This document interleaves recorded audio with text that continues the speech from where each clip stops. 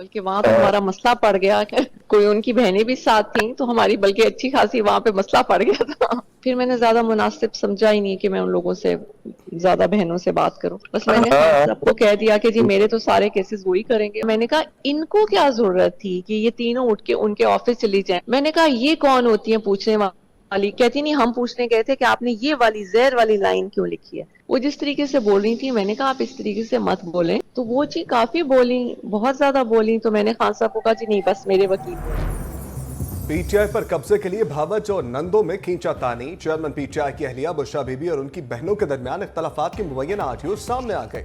बुशरा बीबी की सरदार लतीफ खोसा से गुफ्तगू में अपनी तीनों नंदों की शिकायत। कहा, साबिक वज़ीर आज़म की बहनों ने कहा कि आपने उनसे बदतमीजी की, उनको क्या जरूरत थी कि आपके दफ्तर जाएं, ये कौन होती हैं पूछने वाली। सरदार लतीफ खोसा ने जवाब दिया कि मैं तो बदतमीजी करने वाला हूं ही नहीं। बुशरा बीबी बोली, मैंने खान साहब को कह दिया कि मेरे वकील आप ही होंगे। लतीफ खोसा ने लीक ऑडियो की तस्दीक कर दी। कहा, यह क्लाइंट और वकील के दरमियान की गुफ्तगू है, जिन्होंने लीक की उन्हें शर्म आनी चाहिए।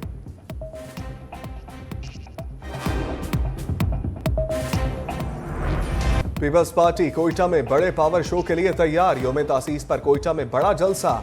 चेयरमैन बिलावल भुट्टो सीनियर क़यादत के साथ स्टेज पर मौजूद। इख्तलाफात का तासुर दूर करने के लिए आसिफ जरदारी भी खिताब के लिए पहुंच गए। जालों की बड़ी तादाद भी खिताब सुनने के लिए बेचैन।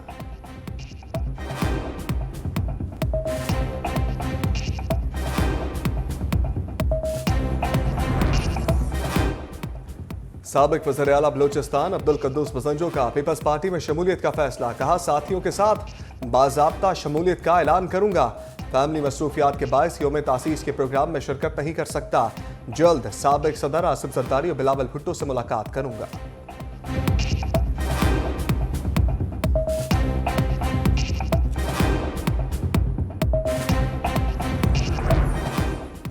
पीपल्स पार्टी की पंजाब में नून लीग को टफ टाइम देने की तैयारी। आसिफ जरदारी और बिलावल भुट्टो का लाहौर में डेरे डालने का फैसला।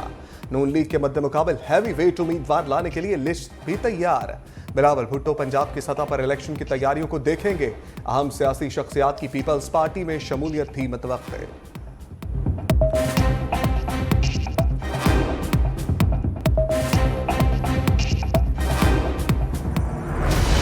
एवन फील्ड रेफरेंस में बड़े रिलीफ के बाद नून लीग की अहम बैठक। नवाज शरीफ की पार्टी पॉलिसी से हटकर किसी सियासी पार्टी से इत्तेहाद या सीट एडजस्टमेंट ना करने की हिदायत। कहा, अगर आज सीट एडजस्टमेंट पर ब्लैकमेलिंग में आ गए तो कल को यही लोग पार्लियामेंट में भी ब्लैकमेल करेंगे। सूबों में इलेक्शन निगरानी के लिए टीम मुकर्रर, नवाज शरीफ खुद निगरानी करेंगे।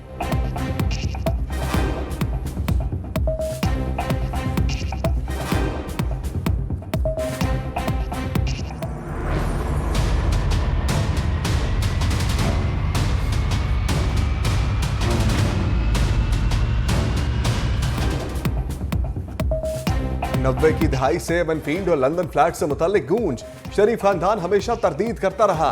पनामा लीक्स के बाद मंजरनामा तब्दील हुआ। 2016 में शरीफ खानदान समेत हजारों लोगों की ऑफशोर कंपनियों की तफसीलात सामने आई, जिसके बाद मामला सुप्रीम कोर्ट में गया। 2017 में नवाज शरीफ को नाअहल करार दिया गया। एवन फील्ड पर 2018 में नवाज शरीफ को 10 साल कैद की सजा हुई। लंदन से लाहौर वापसी पर एयरपोर्ट से गिरफ्तार कर लिया गया। 2019 में इलाज के लिए 4 हफ्तों के लिए बैरून मुल्क जाने की मशरूत इजाजत मिली। इस्लामाबाद हाई कोर्ट ने एवन फील्ड और अल अजीजिया केस में नवाज शरीफ को इश्तहारी करार दे दिया। खसूसी रिपोर्ट बुलेटिन में शामिल।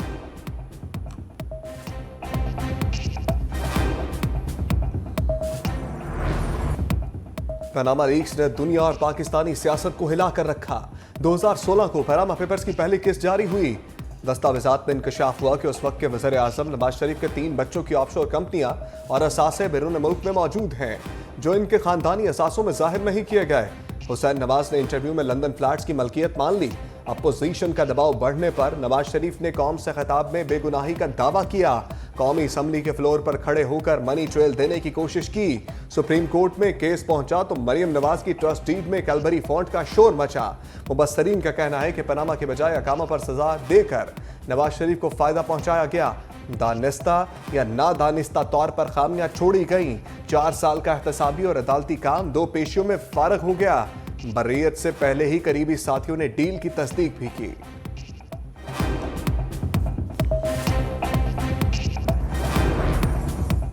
पनामा केस में जेआईटी का भी तहकीकाती टास्क। मियां मोहम्मद शरीफ की मलकियती गल्फ स्टील मिल कैसे वजूद में आई, ये इदारा क्यों फरोख्त किया गया, रकम जद्दा, कतर और फिर बरतानिया कैसे मुंतकिल की गई। 90 की दहाई में हसन और हुसैन अपनी कम उम्री के बावजूद इस काबिल थे कि वो फ्लैट्स खरीदते या इनके मालिक बनते।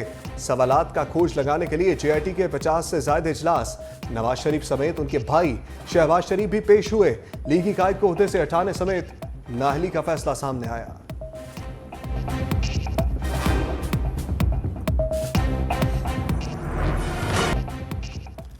तौहीन इलेक्शन कमीशन में चेयरमैन पीटीआई पर फर्द जुर्म आयद ना हो सकी। साबिक वज़ीर आज़म और फवाद चौधरी पेश ना हो सके। असद उमर ने पेश होकर तहरीरी जवाब जमा करा दिया। चेयरमैन पीटीआई के वकील ने कहा, आखिरी समाअत का ऑर्डर कोशिश के बावजूद हमें नहीं मिला। वजारत कानून की रिपोर्ट दी जाए जिसमें जेल ट्रायल का कहा गया। मेंबर निसार दुरानी ने कहा, हम आपको कॉपी दे देते हैं, पहले आप भी जानबूझकर पेश नहीं हो रहे थे। आप केस को आगे बढ़ाना चाहते हैं और ताउन भी नहीं करते। समाअत 6 दिसंबर तक मुलतवी।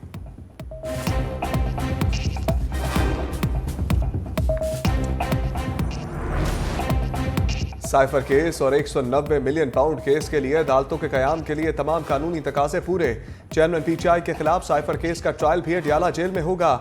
वजारत कानून और इंसाफ की समरी पर काबीना ने सर्कुलेशन के जरिए मंजूरी दे दी।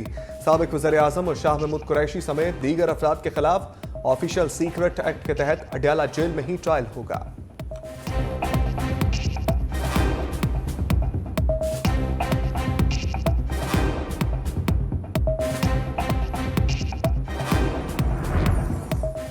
नवाज शरीफ के खिलाफ तोशाखाना से गाड़ी लेने के केस की समाअत। सवालनामे का जवाब भी जमा करा दिया गया। लीगी कायद के वकील ने दलाइल देते हुए कहा, नवाज शरीफ की तरफ से गाड़ी लेने का कोई मुतालबा नहीं किया गया। रिकॉर्ड पर मौजूद है, गाड़ी नहीं मांगी गई थी। जज मोहम्मद बशीर ने नैब प्रोसिक्यूटर से पूछा, क्या करेंगे अब इस पर। नैब प्रोसिक्यूटर ने जवाब दिया, अभी नवाज शरीफ का बयान देखेंगे, फिर मजीद कार्रवाई होगी। समाअत 20 दिसंबर तक मुलतवी।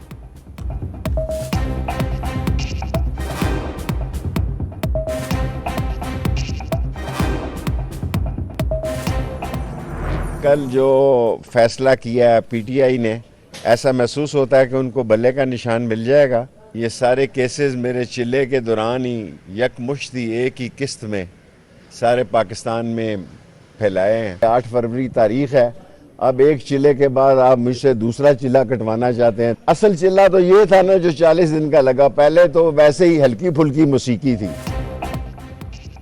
9 मई मुकदमात के खिलाफ शेख रशीद की दरखास्त पर समाअत 1 हफ्ते तक मुलतवी। मीडिया से गुफ्तगू में बोले,